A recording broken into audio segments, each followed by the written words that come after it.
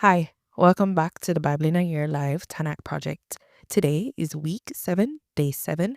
My name is Sharone Dennis and I'll be your reader today. We've been reading from the Complete Jewish Bible. Let's dig in. Numbers 16. Now Korach, the son of Yitzhar, the son of Kehat, the son of Levi, along with Datan and Aviram, the sons of Eliav, and On, the son of Pelet, descendants of Reuven, took men and rebelled against Moshe. Siding with them were 250 men of Israel, leaders of the community, key members of the council, men of reputation. They assembled themselves against Moshe and Aaron and said to them, "You take too much of yourselves. After all, the entire community is holy, every one of them, and Adonai is among them. So why do you lift up yourselves above Adonai's assembly?" When Moshe heard this, he fell on his face. Then he said to Korach and his whole group, "In the morning, Adonai will show who are his and who is the holy people he will allow to approach him. Yes, he will bring whomever he chooses near himself. Do this. Take censers, Korach and all your group, put fire in them and put incense in them before Adonai tomorrow. The one whom Adonai chooses will be the one who is holy. It is you sons of Levi, who are taking too much of yourselves." Then Moshe said to Korach, "Listen here, you sons of Levi. Is it for you a mere trifle that the God of Israel has separated you from the community of Israel to bring you close to himself, so that you can do the work in the tabernacle of Adonai and stand before the community serving them? He has brought you close, and all your brothers, the sons of Levi, with you. Now you want the office of Kohen too? That's why you and your group have gathered together against Adonai. After all, what is Aaron that you complain against him?" Then Moshe sent to summon Datan and Aviram, the sons of Eliav, but they replied, "We won't come up. Is it such a mere trifle bringing us up from a land flowing with milk and honey to kill us in the desert, that now you arrogate to yourself the role of dictator over us? You haven't at all brought us into a land flowing with milk and honey, and you haven't put us in possession of fields and vineyards.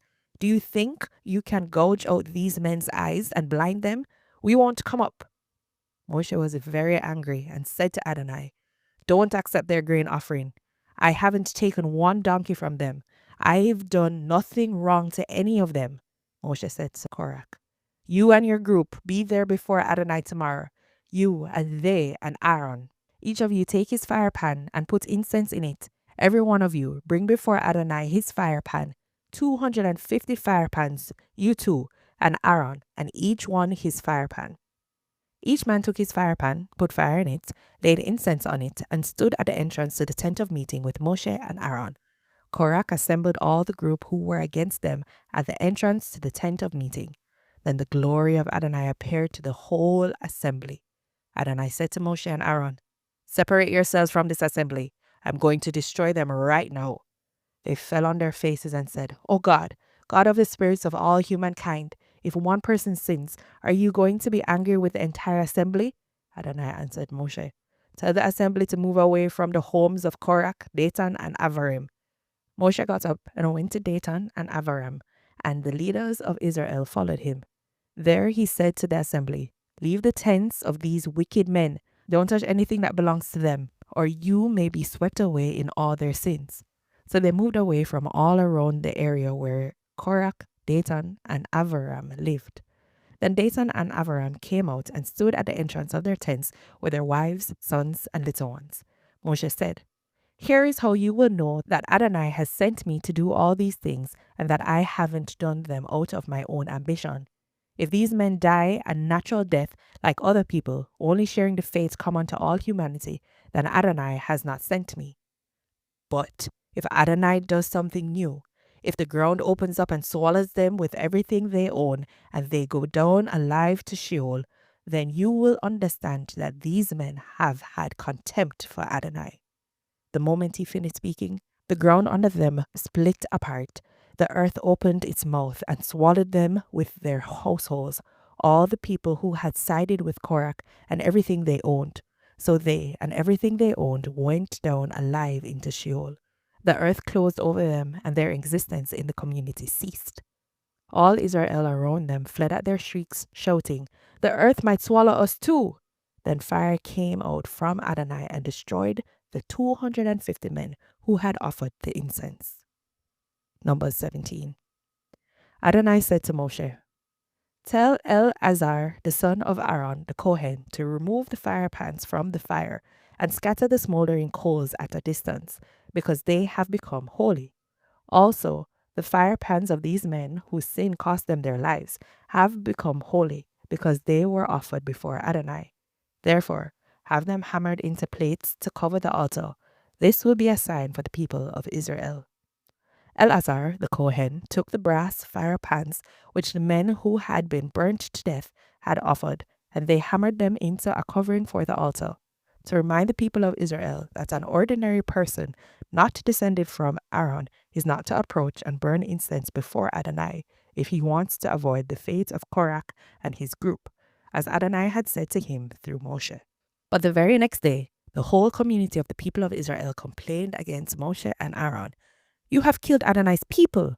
However, as the community was assembling against Moshe and Aaron, they looked in the direction of the tent of meeting and saw the cloud covering it, and the glory of Adonai appeared. Moshe and Aaron came to the front of the tent of meeting. Adonai said to Moshe, "Get away from this assembly, and I will destroy them at once." But they fell on their faces. Moshe said to Aaron, "Take your fire pan, put fire from the altar in it, lay incense on it, and hurry with it to the assembly to make atonement for them, because anger has gone out from Adonai, and the plague has already begun." Aaron took it, as Moshe had said, and ran into the middle of the assembly. There the plague had already begun among the people, but he added the incense and made atonement for the people. He stood between the dead and the living, and the plague was stopped. Those dying from the plague numbered 14,700, besides those who died in the Korah incident. Aaron returned to Moshe at the entrance to the tent of meeting, and the plague was stopped. Adonai said to Moshe, "Speak to the people of Israel and take from them staffs, one for each ancestral tribe, from each leader of a tribe, 12 staffs. Write each man's name on his staff, and write Aaron's name on the staff of Levi, for each tribe's leader is to have one staff. Put them in the tent of meeting in front of the testimony where I meet with you.